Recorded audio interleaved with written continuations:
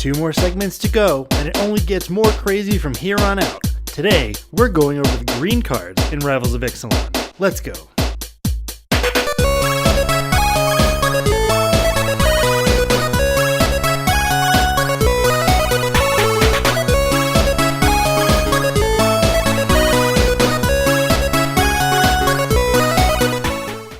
Hello everybody, welcome back to Commanding Magic Season 2, Episode 18. It's the Rivals of Ixalan spoiler series, and in this episode we're going to be going over the green cards.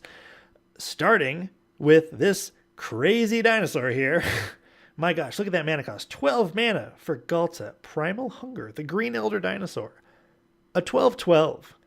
But... So obviously, something has to happen here with this, because who's going to cast a 12 mana 12/12, right? Yeah, nobody. That seems terrible. Throw it away. Might as well be at common. Exactly. But Galta Primal Hunger costs X less to cast, where X is the total power of creatures you control. That's so dumb and so easy to get to. It's so dumb.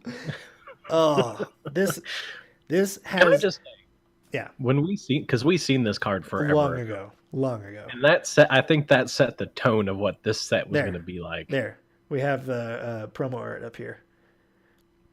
Boy. Yeah. This card, and it's like not specific to dinosaurs, so it could be anything. It goes in any deck that has green in it. It could just go in any deck that has green in it. Hell, if you're even playing a token deck, like it could still go in just to like, oh, bleh, I'm just going to barf this guy out because I have a few tokens that have a couple buffs on them. Like, holy smokes. This card's crazy. And... well, he's good. I can't wait to put it in every green deck. What does it remind me of? There's that card from Commander 20-something.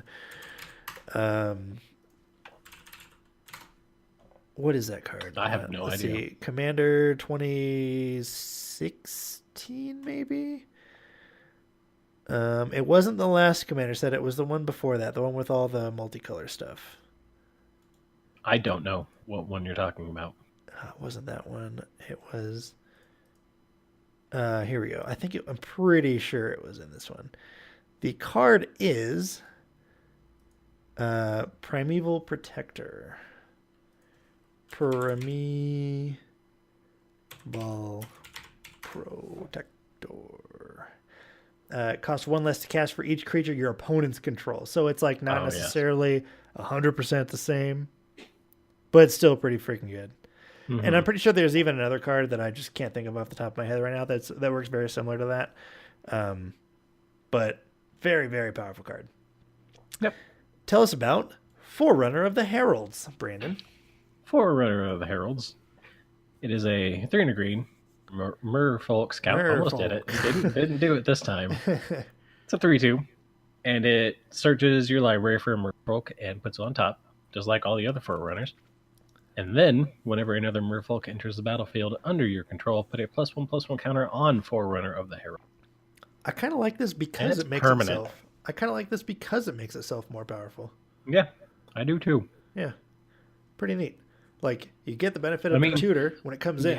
You have to play it a little late, but in green, that's probably still turn 2. Yep, right.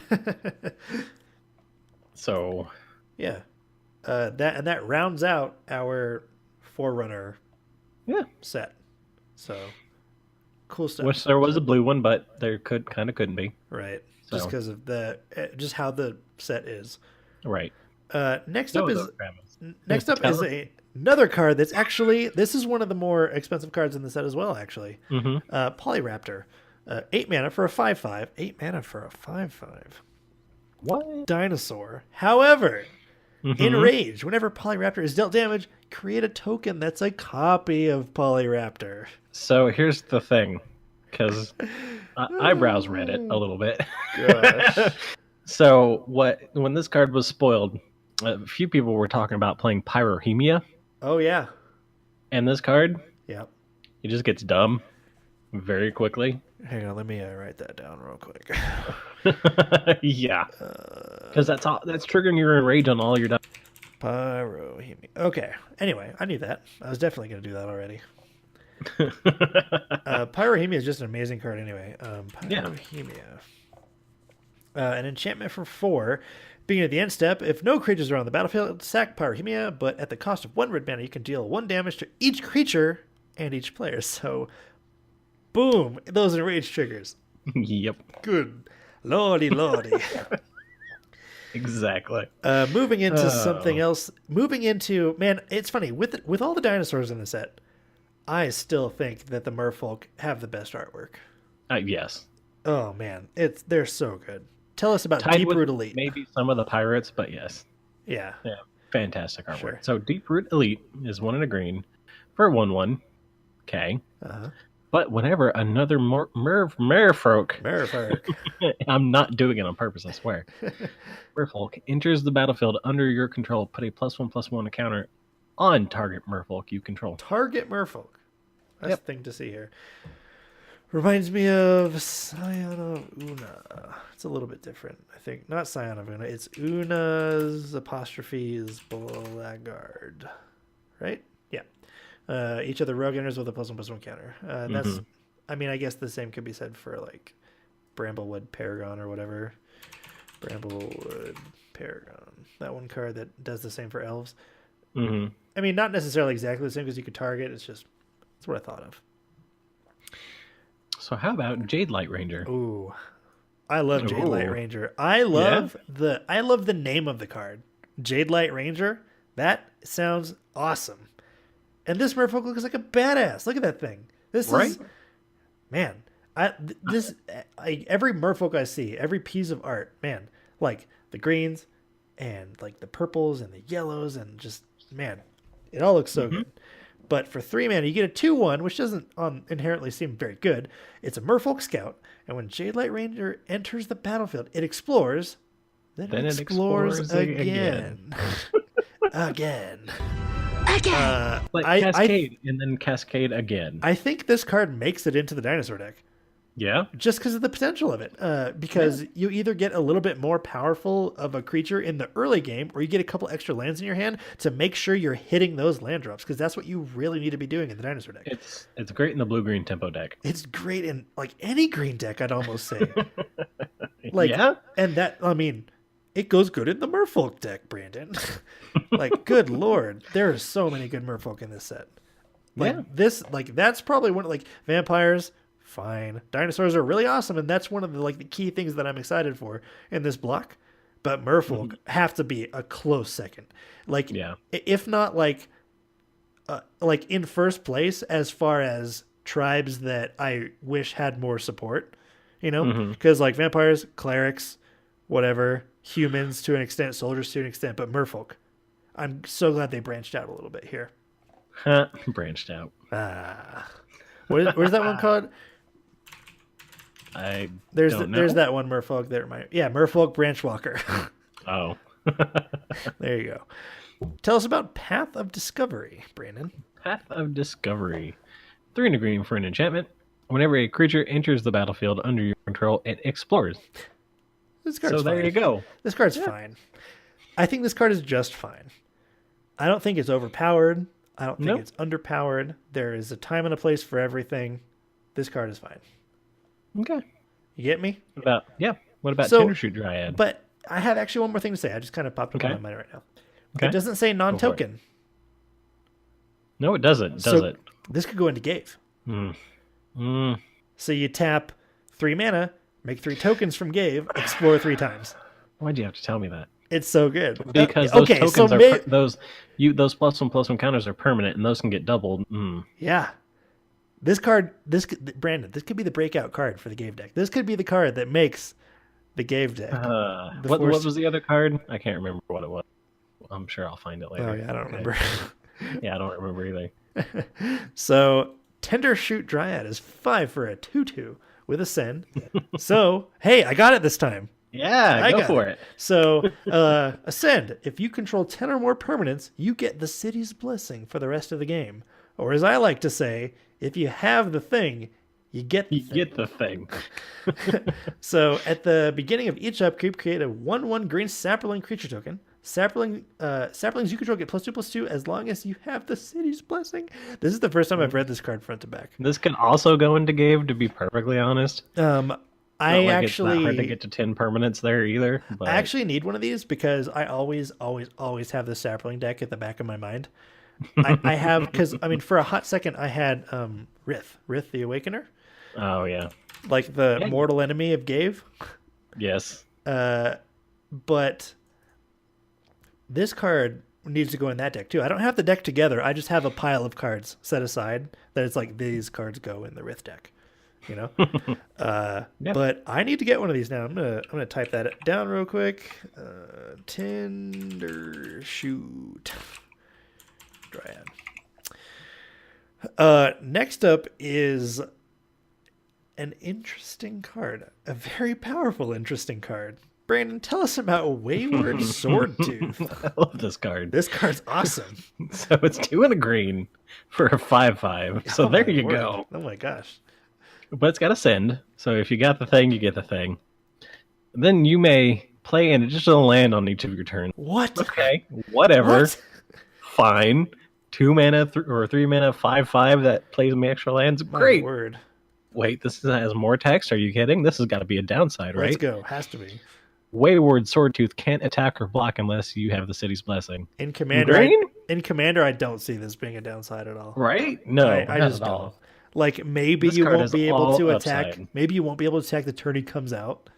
But But still, he's getting you lands, yeah, I know. which is more permanents to get you ascended. Exactly. This card is sick. I love this card. It's this green cards in the set. I think are top level stupid. This is top level stupid. This is another card that sold out really fast when foils went up for pre-order. What is it? I think it was like 20, and then Oh. they like sold out right away or something. Or it might have been like 15. I don't know. I'm gonna typing down top level stupid there. That's a good phrase. I like that phrase. You're welcome. I've given us a lot over the time, starting with Jugged. Yeah.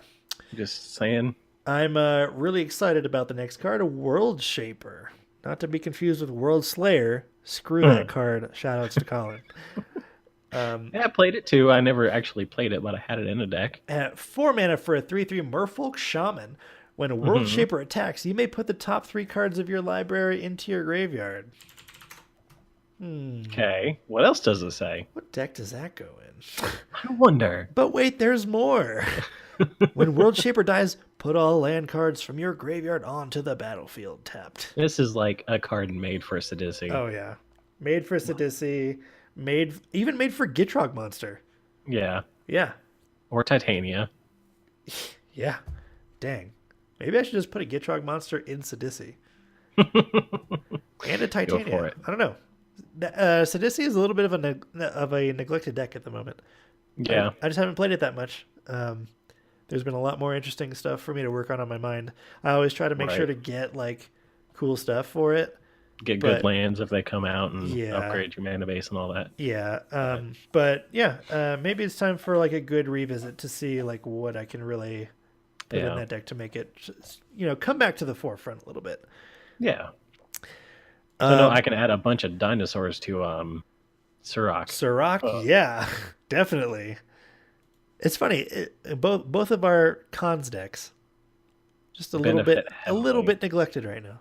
Yeah, we should revisit that soon, and then we revisit it when we revisit Tarkir, if we ever return to Tarkir or whatever. Speaking of which, Crested Herdcaller, completely off topic. Yeah, tell us about Crested Herdcaller.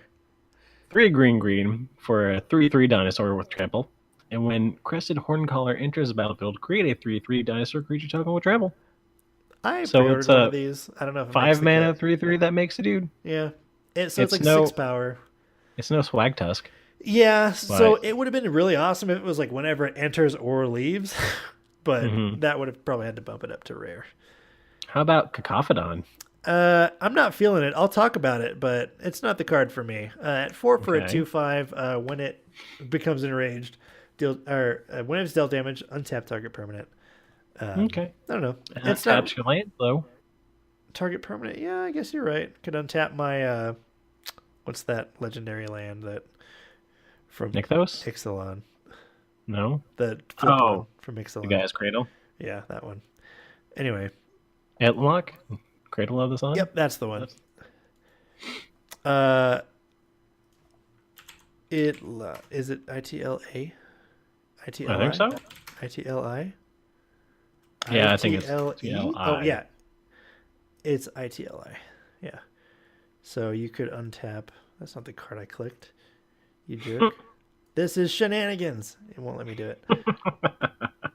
Yeah, so Itlamok, untap your Itlamok, and then add a ton more mana for your creature control. Cherished Hatchling. Being 2 for a 2/1, and this card is very interesting. Because when it dies, you may cast dinosaur spells this turn as though they had flash, and whenever you cast a dinosaur spell this turn, it gains. When this creature enters the battlefield, you may have it fight another target creature. You may have it trigger its enrage. I know. So I'm just trying to think of like a way to use this. It'd have to be like...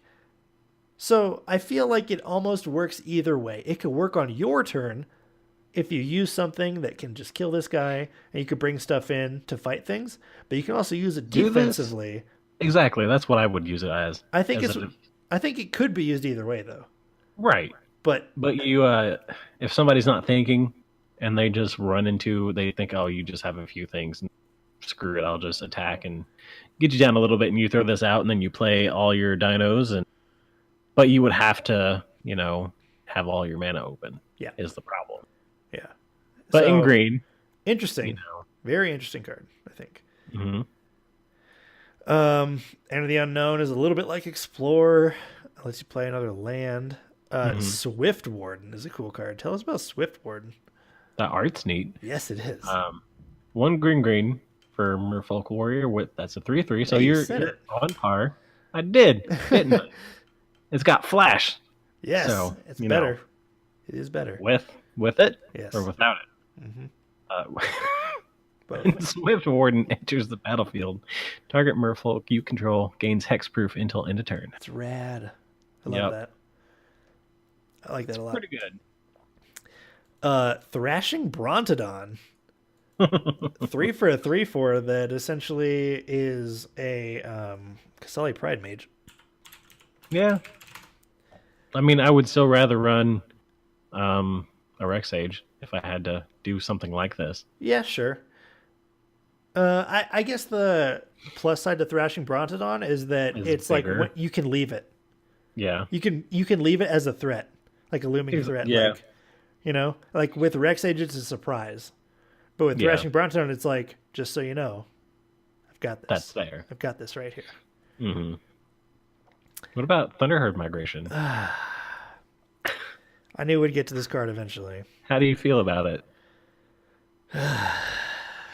So, at 2 mana for a sorcery, as an additional cost to cast it, you have to reveal a dinosaur or pay an additional 1. So it costs 2 or it costs 3, and you're searching for a basic and putting it in tapped. So this is kind of what I was talking about when I was talking about like power regression or whatever we want to call it, because I mean, just play your Rampant Growth. Yep, a Rampant Growth has no such drawback. Right, but if you're in the dinosaur deck and you want another Rampant Growth anyway, this has no downsides. Yeah, but at the same time, like, I don't know, like, I think this might have been a good set for them to bring back tribal, like tribal sorcery, tribal, because like this could have been the target for like a dinosaur tutor or something. Yeah, I'm not saying that would have been the best target. In fact, it'd probably be pretty awful, but I don't know. For instance, the way that I think they could have made this a lot better would have been Nature's Lore. And what I mean is because Nature's Lore searches for a forest, which lets you get shocks, duels, the like cycle lands or whatever. Or, it could have been like a expedition map where you could just get a land. Even if it just put the land into your hand, I feel like there was a lot more directions they could have gone with this than just going for like power regression on Rampant Growth. So I'm a little disappointed in it. Will I run it? I don't know. Like flavor wise, I want to, but I just don't know if it works. Because, I mean, you never know when you might have that hand and you just don't have any. Yeah, and then all of a sudden you have a 3-mana rampant growth. That's terrible. Mm-hmm. So, strength of the pack is whatever. Colossal Dreadmaw is like an on-par 6 for a 6/6 trample. Is it really? Mm-hmm. First print was an Ixalan. Oh, interesting. Yep. There were a few cards like that in this set. Huh. That were straight reprints from the last set. Erasca Frillback is just kind of whatever. It's like some nice like power there for 3 mana, but Jungleborn Pioneer is actually interesting. It only creates a blue Merfolk creature token. With hexproof though. Right. It's because it's creating a token, and how they do tokens is they want to keep the tokens in line so they don't have to make a ton of tokens, you know? Oh, you think so? So they don't have to make a ton of different token artworks and all that. That's why when we see soldiers, we always see soldiers, 1/1 soldier with whatever. Yeah. And it's always making the same thing across most everything. I like the artwork on this card a lot. Like the turquoise or like the aquamarine color of the armor along like going with like the yellow of the skin is really cool. Jadecraft Artisan is not great, but the art is cool. So I'm just going to put that up there for a second. Yeah, I like that. However, Jade Bearer's got some pretty neat artwork too. Yeah. Being 1 for a 1/1. When it enters the battlefield, put a +1/+1 on another token. I mean, for 1 mana, that seems all right. Too bad it's another. If it were just target and it could target itself, then this card could be... 2/2's not bad. Right, that's what I'm saying. Overgrown Armasaur is not great. Plummet, some cool artwork for Plummet there. Some cool artwork for Hunt the Weak. Yes. The perspective from inside the mouth of the dinosaur there. So it ate the cameraman first. Yeah. However, Knight of the Stampede, Brandon. This is so dumb. 4 mana for a 2/4 is so reasonable for this effect. Yeah. Dinosaurs use spells you cast cost 2 less.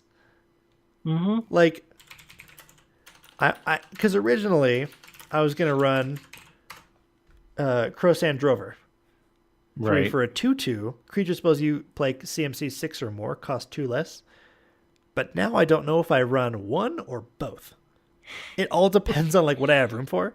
But gosh, I would probably arguably run Knight over. Oh yeah, because you know you're casting dinosaurs with the other one. Yeah, Crosan Drover is like the CMC 6 or more. There's still really good dinosaurs that cost like 4 and 5 and even 3. Exactly. So yeah, Knight of the Stampede is better in this application, but whether or not I run both is like still up in the air, I think.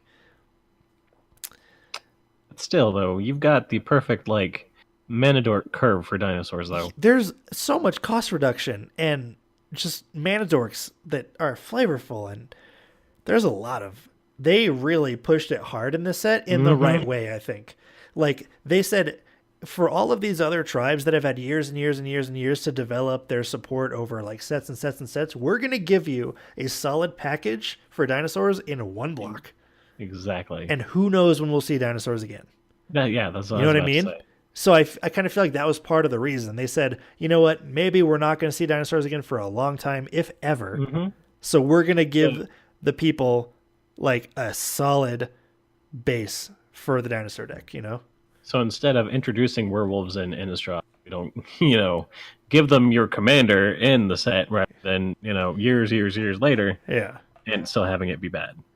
Yeah. And then last up for green is some funny artwork for Naturalize. I kind of just want to run it for the flavor, although I think that artwork is a little creepy. The flavor text is pretty funny. Better to let sword go than to lose the arm with it. Captain Lannery Storm. Yeah.